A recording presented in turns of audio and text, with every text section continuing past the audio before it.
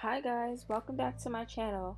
On today's video, I'm going to be showing you all how I overcame a difficult logical reasoning question. The question that I'm going to be referencing is from the September 1995 LSAT, Section 2, question number 20. I'm not going to read the question or answer choices just for copyright and licensing reasons, but I will kind of summarize it for you. So, this particular question I got right by doing a process of elimination, but it was really nagging me that I did not understand why I got it right.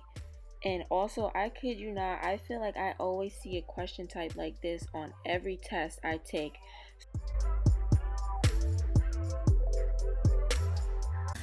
So this particular question speaks on proportions and percentages. So I went ahead and looked up the definition for both. So the definition of a proportion is a part, share, or number considered in comparative relation to a whole. A percentage is any proportion or share in relation to a whole, right?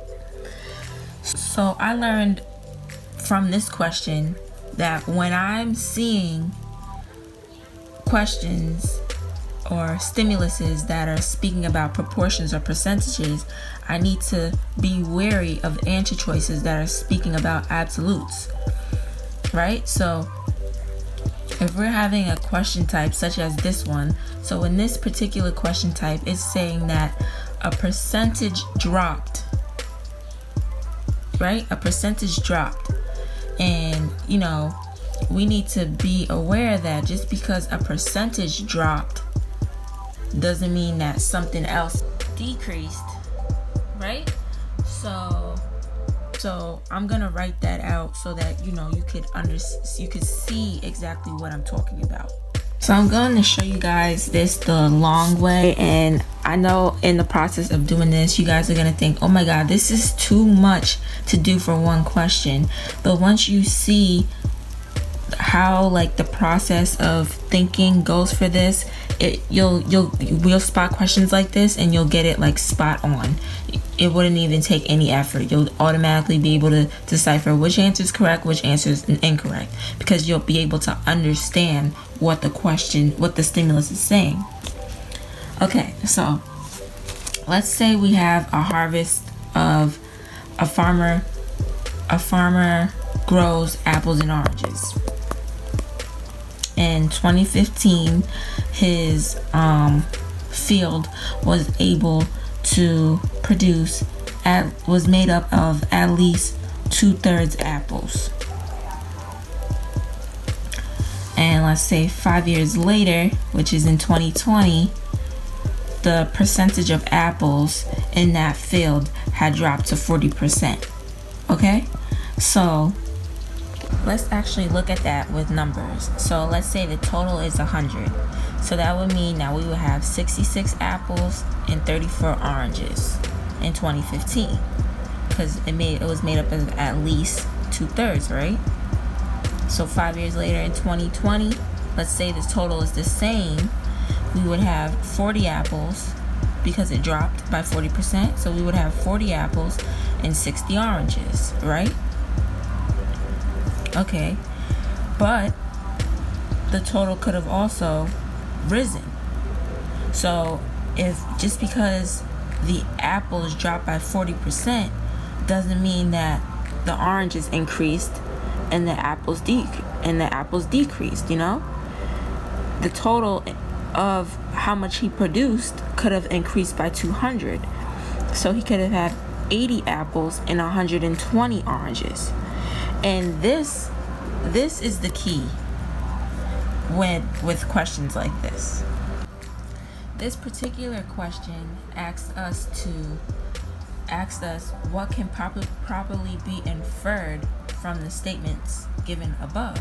So if the statements told us all of this information, that at least 2/3 apples, and then apples dropped 5 years later by 40%, you know what I mean? If the question told us this, so the question asks us what can properly be inferred from the statements given above about, let's say, the apples and oranges. And then pretty much the answer choices that were given, 3 we could eliminate right away because they were out of scope. So 3 were mentioning like things that weren't even brought up in the stimulus. So we could eliminate that right away. So that leaves us with 2 answer choices. And the 2 answer choices, one of the answer choices was very tempting because one of the answer choices said that, okay, so since the apples dropped by 40%, then that means, okay, oranges increased and apples dropped. But that's not necessarily true because as we could see from this example, if the total increases by 200, okay, yes, oranges increase, but apples increase too because remember we had 66 apples in the beginning. So that is the point that I'm trying to make when I'm saying, when we see a question that says proportion and percentages, our antenna should automatically go up. And when you see answer choices that say, okay, well, this decreased and this increased, that's the first thing that will come to mind, of course, because that just makes sense. If a percentage decreased, then, but we have to weigh in all of our options. And that's what I think that, I'm learning when doing logical reasoning questions. How they say when you're taking the LSAT, your whole mindset changes. That's something that changes. You know what I mean? You're not only going to think of the immediate answer, you're going to also think of the possibility of another answer choice. So yes, I just wanted to share that with you guys. And the reason why I ended up getting the correct answer choice was because I did a process of elimination, and the answer choice that I chose seemed more correct than the other one, but I was not sure. But after I went and I really broke it down, and I had to do a little research, I'm not gonna lie, I did have to look it up because I really did not understand, and I don't have a tutor or anything, so I had to research. So after I did that, I realized, okay, I see why I got this answer correct, opposed to, oh, well, I got it correct, oh, well, let me just move on. So yeah, I just wanted to break that down for you guys and show you guys, how we should be thinking in regards to questions like that. And like I said before, I kid you not, I see question types like this all the time when I'm taking practice tests. So just keep this concept in your back pocket, and you don't have to write it out like this, do a whole map out like this. You just have to be aware, okay, well, it's saying that it increased, but did the stimulus say that it increased? Did the stimulus say that it decreased? You know what I mean? So I really hope that this helped you all, or this helped someone, because I know that when I was doing this question and I was looking for an answer, I tried to look it up on YouTube and no one was talking about it. So I'm like, okay, well, let me make this video for someone, to help someone who's in my situation. And I just really hope that we could get through this together, because I know that, taking the LSAT is not easy. It's not something that, you just wake up and you have all the information that you need. It's something that you have to literally change your whole mindset for, especially if you took years off from school, and then you're trying to revamp and get back into it.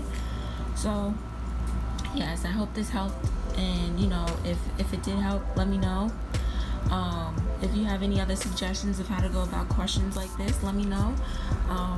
So like this video, try and like this video if you want to see more content like this, if you want to see me break down question types like this and go over things that I had trouble with and how I overcame it. Let me know. So hope to see you guys in my next video, and thanks again for watching.